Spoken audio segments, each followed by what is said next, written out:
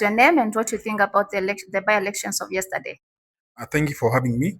This is Kevin Waswa, but on ground I'm known as Mzee Mzima. I'm a political analyst by profession. I want to talk about yesterday by-election. Actually, what happened yesterday, we can say it is unwanted, it's an uncouth, it's an parambalas, and we want to tell the government three things. Thing one, we need peace.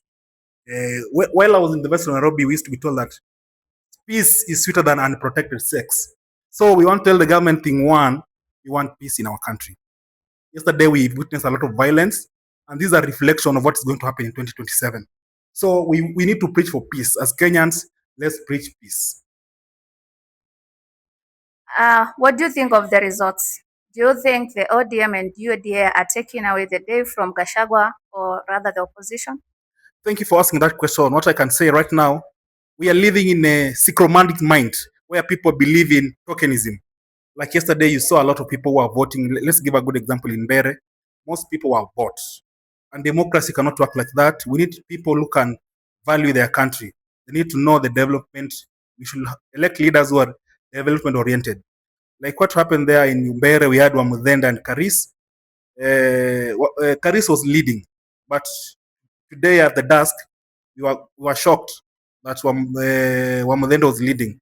And from the comparison, I want to tell IBC, we need to have some clarity and audit of the IBC timetable. For example, I can give a good example. Yesterday, the station that the number that registered voters are exceeding the total numbers of registered voters. So something like that, so that in Bere we had some malpractice in that election. Yeah, that's my own personal view. We had some malpractice in that election. What about Kasipul and Malava? Kasipul in Malava right now. Let me start with Malava because it's around where I come from. We had Seth Panyako. Seth Panyako last time vied against Injendi, and Injendi actually won with a margin of 300 votes. So yesterday, as the rest, I come from Kakamega. So coming from Kakamega, I know more things that are happening in Malava. So I can say people of Malava, we wanted Seth Panyako.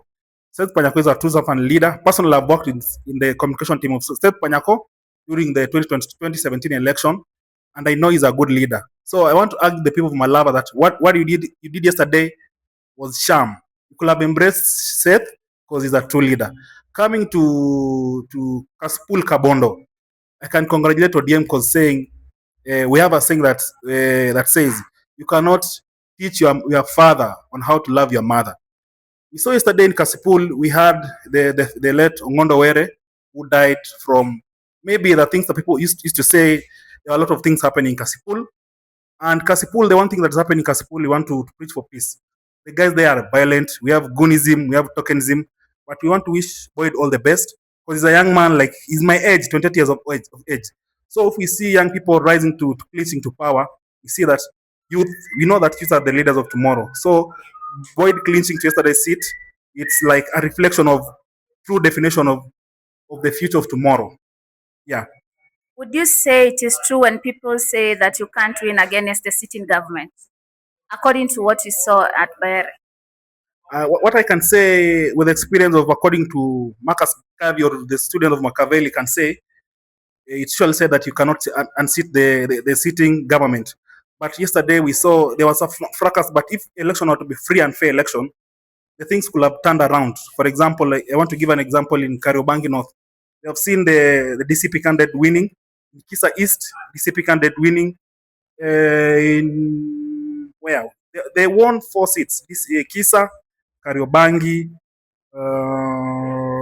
Narok, and another one I've forgotten. So I can say, according to, I'm a student of Machiavelli, I can say that we can overthrow the sitting government. And that's the true definition or reflection of what happened yesterday. Yeah. Thank you very much. Thank you for having me.